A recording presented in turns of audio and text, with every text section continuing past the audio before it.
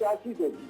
और उसी के तहत जब ये ऐलान कर दिया गया हम की तरफ से कि काफी से अजीत कुमार फिर से उनके प्रत्याशी, आप देख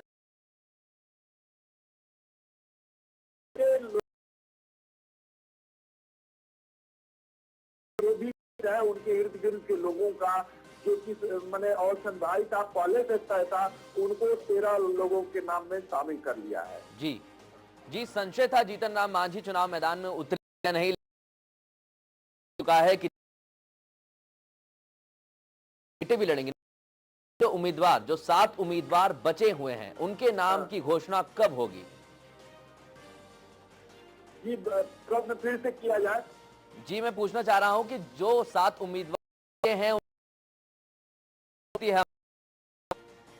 कल एनडीए के सबसे बड़ी घटक दल भाजपा का ऐलान होना है 107 सीटों का, तो उसमें ये तय होगा। उसके बाद ही ये बात सामने आई कि 7 लोगों को और 3 लोगों को वो उतार सकते हैं। एक मामला जिला सीट को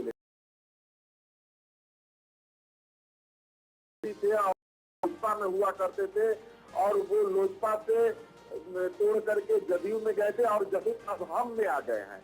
तो उनके 2 बेटा अभी भी विधायक है और उनको लेकर के लोजपा से उनका तनातनी चल रहा है कि उनको खड़ा, तो इसको हुआ है कल के निर्णय में सामने आएगा। उसके बाद वो अपने 7 प्रत्याशी जो बाकी बचे 7 प्रत्याशी हैं उनकी घोषणा करेगा। जी, यहाँ पर लवली आनंद का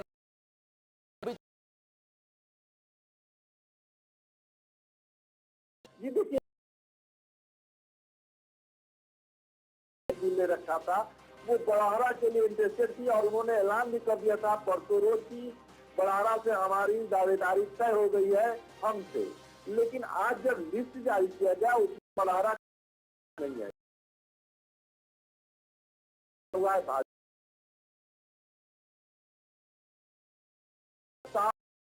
और बड़ाहरा से एक बात और है कि भाजपा के लोग लगे हुए हैं। सबसे बड़ी बात है कि भाजपा में प्रमोद कुमार सिंह है, वो दावेदार है, आशा देवी है, वो दावेदार है, कुमार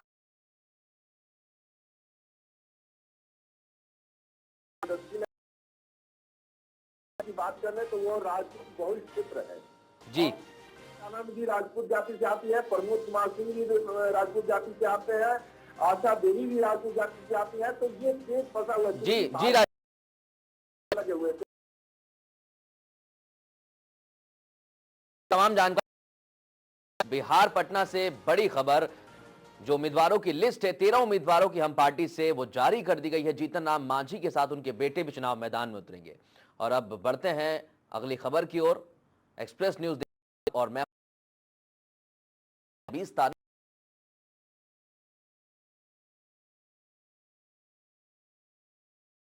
के चलते प्रदेश कांग्रेस के अध्यक्ष के साथ साथ पार्टी के कार्यकर्ता बिल समाप्त होने पर आभार रैली का आयोजन करने जा रहे हैं।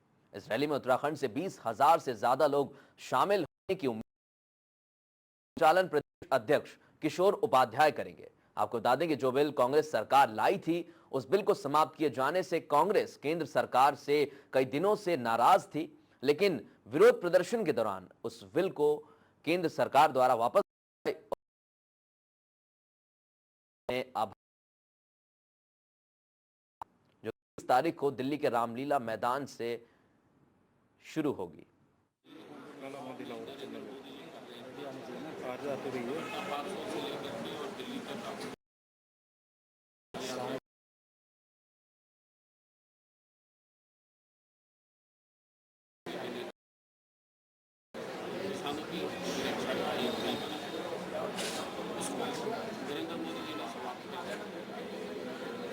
और नया कानून लाना चाहते हैं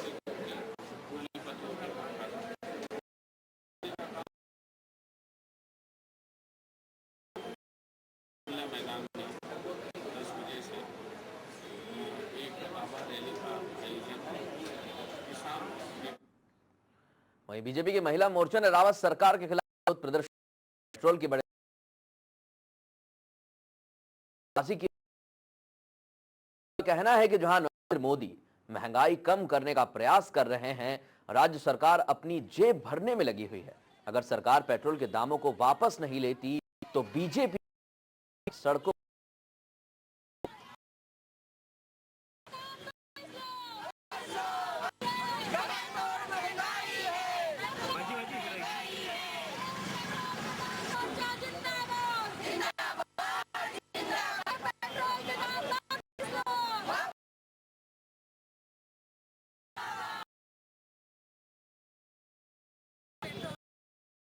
बढ़ते हुए पेट्रोल की कीमत को, जो पेट्रोल डीजल में की जो महंगाई बढ़ा दी एकदम से रातों रात में, मैं उसके लिए महिला मोर्चा बहुत घोर इनके विरोध कर रहे हैं। दाम करेंगे।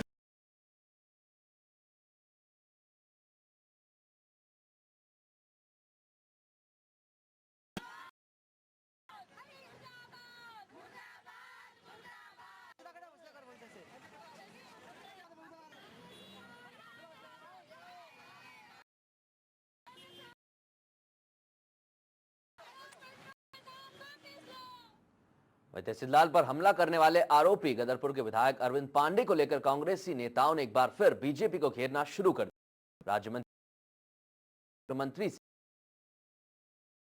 बीजेपी के विपक्ष अजय भट्ट की गिरफ्तारी की मांग की है। वहीं कृषि मंत्री हरक सिंह का कहना है कि कानून से ऊपर कोई नहीं है और किसी को इस मामले में हस्तक्षेप नहीं करना चाहिए।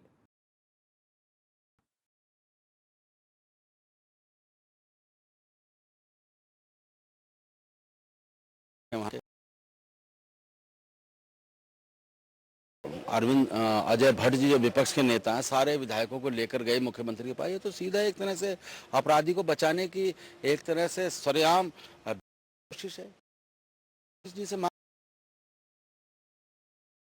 क्या अगर फरार है और उसको हम बचाने की कोशिश करते हैं, ये कहाँ से कानून इजाजत देता है? आज इसी का पर्दाफाश करने की जरूरत है। अब देखिए, कानून सबसे ऊपर है कि देखिए कानून को अपना काम करने देना चाहिए। देखिए ये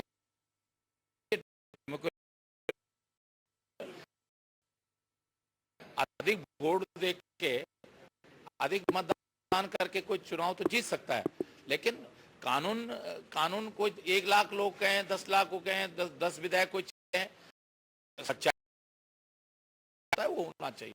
हासिल करना, मैं सोचता हूँ ये जो एक सुव्यवस्थित व्यवस्था है, कानूनी व्यवस्था है। और उत्तराखंड के देहरादून में डेंगू ने अपने पैर पसारने शुरू कर दिए। 16 डेंगू के संभावना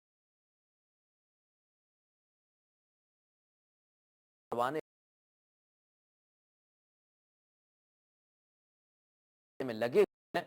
वहीं डेंगू के संभावित मरीजों की संख्या को देखते हुए स्वास्थ्य महकमे ने डेंगू से निपटने के सभी इंतजाम कर लिए हैं। इसके लिए डेंगू वार्ड भी बनाया गया है और डेंगू के उपचार के लिए स्वास्थ्य महकमे को किट भी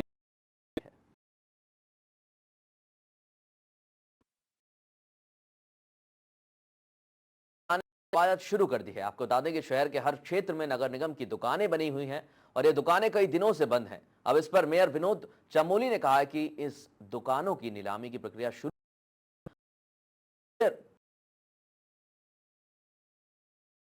नगर निगम का उम्मीद है।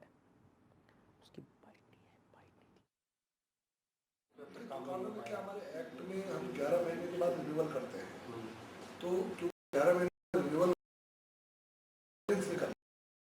बैंक कहता है साल में एक बार में होना चाहिए, तो उसके बाद लोन दे सकते हैं। लोन रिपे की कंडीशन कुछ ऐसी होती है। तो इस पर कानून में क्या, हमारे एक्ट में हम 11 महीने के बाद रिन्यूअल करते हैं, तो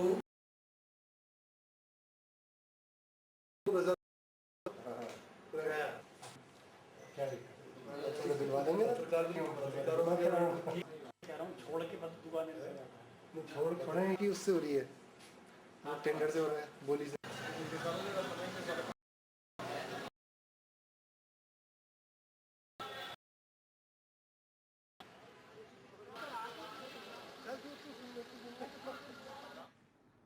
वहीं समाजवादी पार्टी सरकार ने उत्तराखंड सरकार के खिलाफ विरोध प्रदर्शन किया। प्रदर्शन के दौरान समाजवादी पार्टी के कार्यकर्ताओं ने राज्य का और कहा है कि महंगाई के बोझ जनता पे बढ़ाना चाह रही है और जनता इसके बोझ के तले दब रही है। उन्होंने राज्य सरकार से बढ़े हुए दामों को वापस लेने की भी मांग की है और धमकी दी है कि अगर सरकार इस पर करती तो खिलाफ देंगे। हमने इस पर किया है कि पेट्रोल इन्होंने महंगाई किया है राज्य सरकार ने, और डीजल तो महंगा था पर उन्होंने वापस ले लिया है।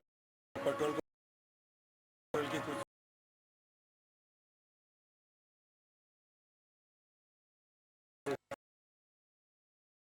आप करके उसका फिर हम केंद्र सरकार राज्य सरकार को दोनों को आपस में मिल के इनका फिर विरोध करेंगे। समाजवादी पार्टी इसका विरोध करेगी। हमने इस पर किया है कि पेट्रोल इन्होंने और